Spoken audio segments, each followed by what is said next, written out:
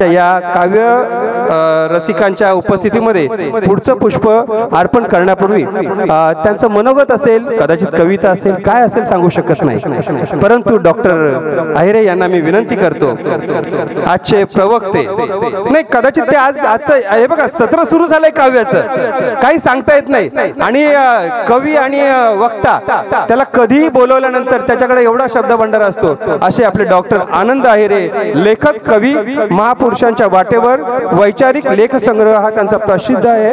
तर मी त्यांना विनंती करतो की त्यांनी आपलं या ठिकाणी मनोगत व्यक्त करावं. सर. सन्माननीय विचारपीठ आणि विचारपीठावर उपस्थित असलेले आणि आपण सर्वजण आज राज्यव्यापी काव्य संमेलन व साहित्य क्रांती पुरस्कार सोहळ्यासाठी उपस्थित आहेत. पण तो योग कोणी घडून आणलेला असेल तर महाराष्ट्र कलावंत न्याय हक्क समितीचे प्रदेशाध्यक्ष, संस्थापक, आमचे मित्र आदरणीय सोमनाथजी गायकवाड सर, तसेच संपूर्ण महाराष्ट्राच्या महिला प्रमुख कलावंत न्याय हक्क समितीच्या आदरणीय आशाताई ब्राह्मणे मॅडम. खरोखर ही जी संस्था आहे आणि आपण या संस्थेचे सगळे सदस्य पदाधिकारी आहोत, तर ही एकमेव पोलादी संघटना आहे आणि त्याचं प्रतीक हळूहळू आपल्यापर्यंत पोहोचणार आहे. कारण की आपण त्याचा लाभ पण घेत आहोत की अशी एक संघटना आहे जी कलावंतांच्या बाजूला उभी आहे, साहित्यिकांच्या बाजूला उभी आहे, कवींच्या बाजूला उभी आहे, आणि ते मोठं काम आदरणीय सोमनाथजी गायकवाड सर आणि त्याचबरोबर आशाताई ब्राह्मणे आणि अनेक पदाधिकारी करत आहेत. कवी संमेलन घेणं, कवींचा विरंगुळा होणं, कलावंतांना या ठिकाणी स्टेज मिळवून देणं आणि त्यांच्या पाठीशी पण उभं राहणं.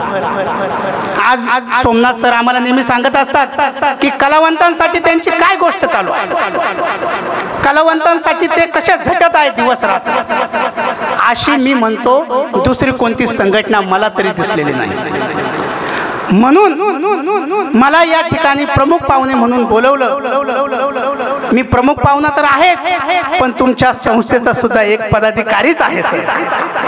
कारण की माझे जरी पुष्परत्न साहित्य समूह ही एक संस्था असली आणि संपूर्ण महाराष्ट्र आता गाजत असेल, पण तरीही आमचे सगळे मेंबर्स इथं बसलेले सुद्धा आमच्या पुष्परत्न मध्ये आहे. आम्ही सुद्धा कलावंत न्याय हक्कासाठीच सरांच्या सोबत लढत आहे.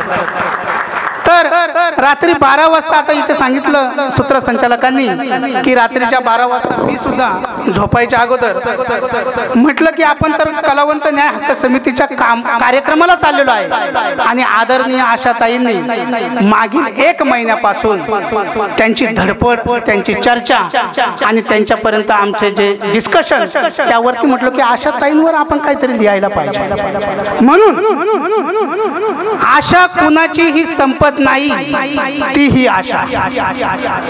आशा कुणाचीही संपत नाही, ती ही आशा जी सदैव मनात जागृत राहते, ती ही आशा. माणूस ज्या ध्येयासाठी पाठलाग करतो ती ही आशा. माणूस ज्या ध्येयासाठी पाठलाग करतो ती ही आशा जी निरंतर मनात सुरू असते, ती ही आशा. ज्या आशेसाठी माणूस साहित्यिक आशा लावतो ती ही आशा. ज्या आशेसाठी माणूस साहित्यिक आशा लावतो ती ही आशा. ज्या आशेकडे कवी साहित्यिक डोळे लावून नेहमीच राहतो ती ही आशा. जीवनातील प्रत्येकाच्या मनात चिरकाल टिकते ती ही आशा. जीवनातील प्रत्येकाच्या मनात चिरकाल टिकते ती ही आशा. कवी साहित्यिक तिच्याशिवाय राहतच नाही ती ही आशा. विश्वातील सगळ्यांच्या मनात अधिराज्य निर्माण केले ती ही आशा.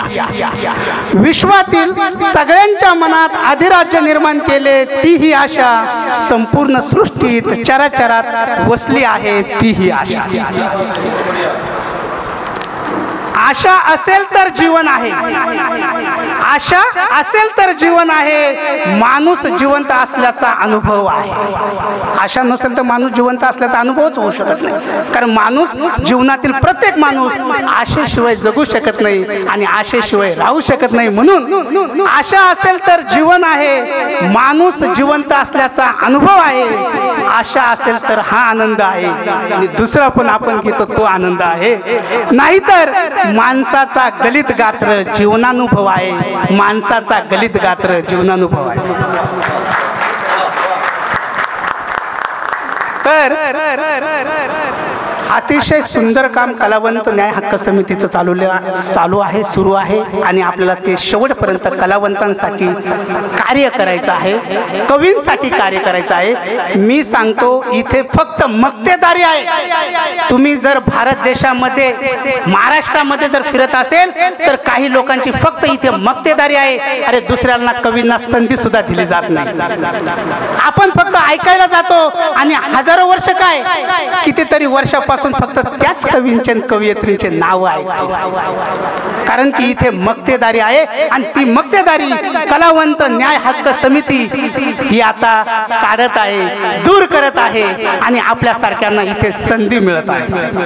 म्हणून आम्ही तर मराठीचे अभ्यासक आहे आणि म्हणून कार्ल मार्क्स असेल किंवा प्लेटो आणि अरिस्टॉटल असेल तर प्लेटो काय म्हणतो, इसवी सन पूर्व 3ऱ्या शतकामध्ये प्लेटो म्हटला की कलावंत आणि कवी साहित्यिक जीवनामध्ये महत्वाचे नाही.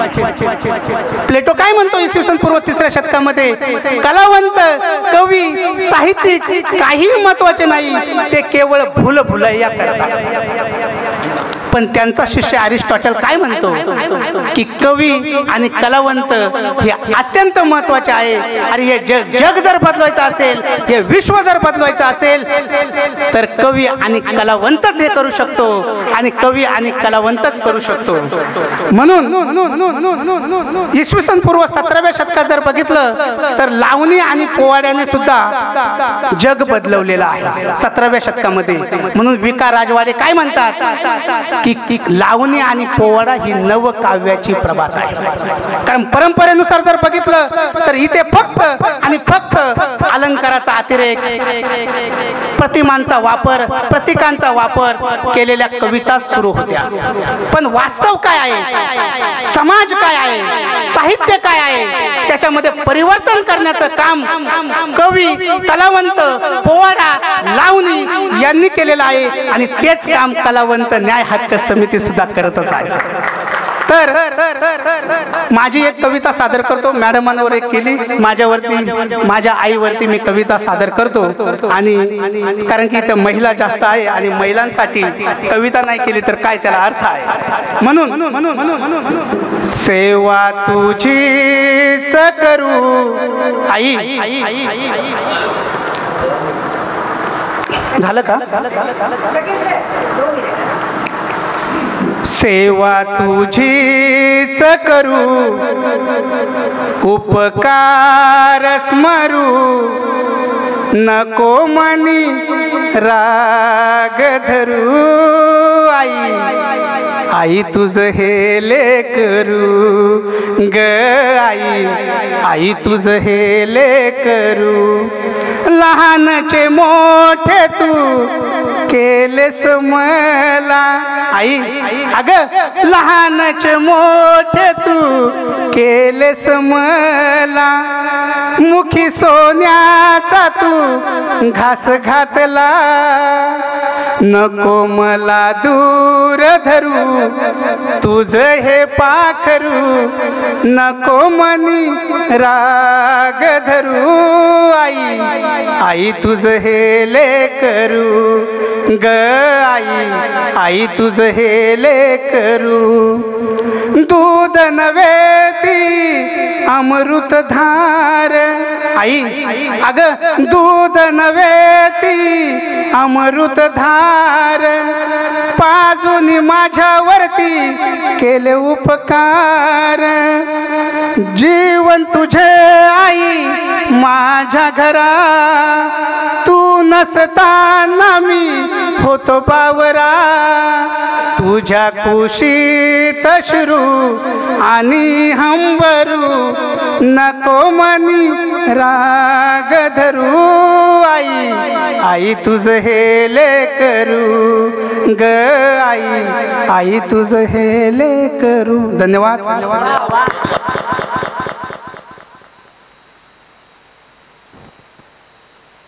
खूप आशा आहे. आणि कसं असतं ना की आशेवरती जग चाललेलं आहे. नाहीतर आजची परिस्थिती बघा ना काय की आशियाना बनाए तो भी कहा बनाए जनाब, आशियाना बनाए तो कहा बनाए जनाब, जमीनें महंगी हो चली है और दिल में लोग जगह नहीं देते. परिस्थिती हीच आहे.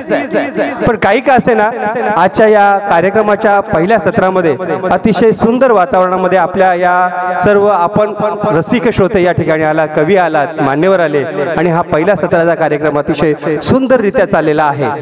आजच्या या पहिल्या सत्राच्या कार्यक्रमाच्या निमित्तानंच मी या ठिकाणी आवर्जून एका व्यक्तीचं आभार व्यक्त करू इच्छितो की आजच्या दुपारच्या सत्रात आपल्याला जी भोजनाची व्यवस्था केलेली आहे ते आमचे सन्माननीय मुख्याध्यापक. त्यांची इच्छा नसली तरी सर आप चाहो न चाहो हमारा फर्ज बनता है, आप चाहो न चाहो हमारा फर्ज बनता है.